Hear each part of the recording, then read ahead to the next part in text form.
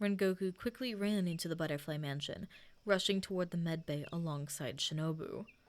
Rengoku looked down at Yuki's unconscious body in his arms, his mind filled with immense worry, as well as many questions.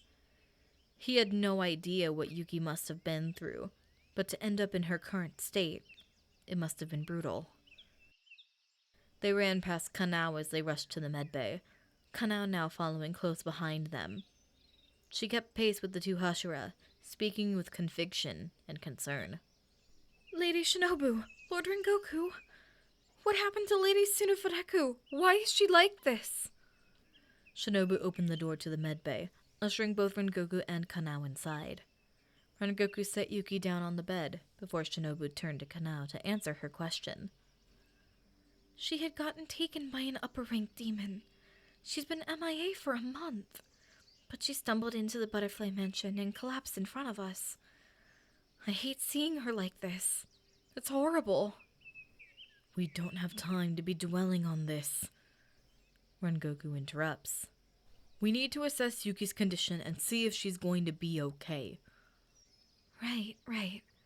Let me get my things ready, then I can start examining her and checking her injuries and overall condition. Shinobu and Kanao went to grab different medicines, tools, and bandages. Rengoku was pacing back and forth, extremely worried about Yuki's condition. He kept looking back and forth between Yuki's unconscious body and Shinobu preparing for the examination. He wanted to ask Shinobu to hurry up, but he knew that Shinobu wouldn't be happy if he said anything to her. After a few minutes, Shinobu and Kanao came back over to the exam bed and began to go over Yuki's injuries. Shinobu stripped Yuki of her uniform and Hiyori, putting the tattered pieces of clothing to the side. Shinobu needed a better look at Yuki's body, so she left her in her undergarments. Once everything was off, Shinobu's face filled with concern before speaking up. Rengoku, you might want to take a look at this. What's the matter, Shinobu? He asks, walking over to her and glancing at Yuki's body. As Rengoku stared down, his face twisted with concern. The entire left side of her body had turned into this twisted, demonic skin. It had only been her face and arm, but now to see the entirety of her left side like this concerned everyone in the room. Her entire left side is covered. She must have been using her powers to defend herself against the demon moons. Do you think she'll be okay? Rengoku solemnly asked, letting the reality of the situation sink in. Shinobu wasn't looking at Rengoku, noticing small trembles in Yuki's form. At this point, I don't know.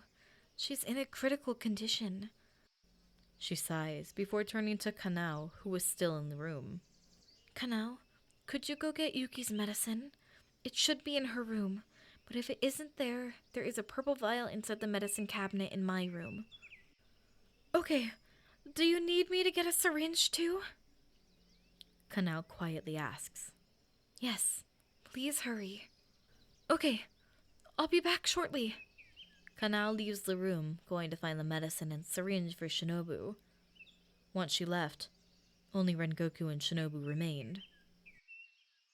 Rengoku kept looking back and forth between Yuki and the door of the medbay. His mind was still racing with anxiety, wondering what could have happened to the person he loved most. He was getting lost in his questions before hearing Shinobu, who snapped him out of his head. Rengoku? Are you okay? He looked up at her, now seeing her concerned expression. He let out a sigh before sitting down in a chair and giving his answer. At this point, I can't say if I'm okay or not. Seeing Yuki in such a terrible state deeply hurts me. It makes me feel as if I failed, not only as the Flame Hashira, but also as her partner. It was my duty to keep her safe. And I failed. You aren't the only one who thinks they failed in their duty, Shinobu calmly stated, sitting down in a chair across from him. What do you mean, Shinobu? Giyu has been having a hard time dealing with this too. Once he heard Yuki had been kidnapped, he had been searching for her every day and night. After days of searching, he just began to take his frustrations out during training. He's been that worried. Of course. Gia made a promise to Corey that he would protect her no matter what. So hearing she'd fallen into Muzan's hands made him incredibly upset. He made that promise? Yes. He also feels that he has failed. Not only to Yuki, but his partner, Corey, as well. Rengoku nodded, hearing this, his face faltering even more as he leaned forward in his chair. I had no idea Gyu had all that pressure on his shoulders. He probably made a similar promise as Yuki's guardian and trainer. You're right. I do feel as if I failed. But you must remember that we cannot dwell on that. You've been so blinded by your own fears and worries that you didn't think about what everyone else around you has been feeling as well. Rengoku deeply sighed at those words. He knew she was right. He looked up at Shinobu, now sitting back up in the chair. You're right, Shinobu. I haven't been thinking about the others. I've been so caught up in my own worries that I haven't stopped to consider what everyone else is going through. Shinobu nods as she listens to Rengoku. She gave him a soft smile before speaking up.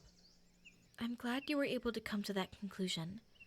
It makes me happy, and I do hope you can talk to the others, because you know all of us will be here to support you. Shinobu took a breath, placing a hand under Rengoku's shoulder, preparing herself for what she has to say next. Now, I know you want to stay here with Yuki, but once Kanao comes back with her medicine, I'll have to have you step out. Kanao and I will need all the space we can so we can begin her treatment. Rengoku looked disappointed to hear Shinobu say that, but he nodded his head as he gently took Yuki's hand in his own. I understand. As he held onto Yuki's calloused hands, he could feel her light trembling, soon becoming a more violent shake. Shinobu. She's shaking. Shinobu quickly stood up in her chair, her eyes widening in panic. Damn it! Where is Kanao? What's taking her so long? Shinobu ran to the open door, quickly taking a large breath and shouting. Kanao! We need that medicine now! She's beginning to become unstable! Rengoku grew fearful with those words, now standing from his chair and frantically asking, What do you mean she's becoming unstable? Shinobu didn't answer, now quickly pulling on gloves and a surgical gown. She began to prepare things for treatment when Kanao came bursting into the medbay with the vial of medicine and syringe. Sorry it took so long. I couldn't find it in Yuki's room or in yours, so I had to make more. But it's ready. Shinobu nodded, taking the medicine and syringe from Kanao. Thank you. Put on gloves and a gown now. I'm going to need your help with this. Got it. Just tell me what you need me to do.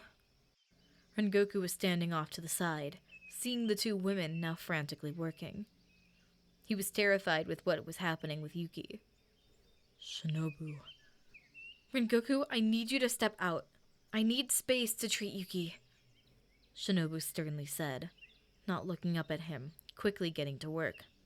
But, Shinobu, I said you need to step out, she sternly stated again, now giving him a piercing gaze. I'll come get you once she's in a more stable condition. I promise. All right. Please, come find me once you're done. I will, don't worry. Rengoku nodded, stepping out of the medbay and closing the door behind him. He lingered outside of the room for a moment, before beginning to walk down the hall. His mind was racing, wondering if Yuki would be okay.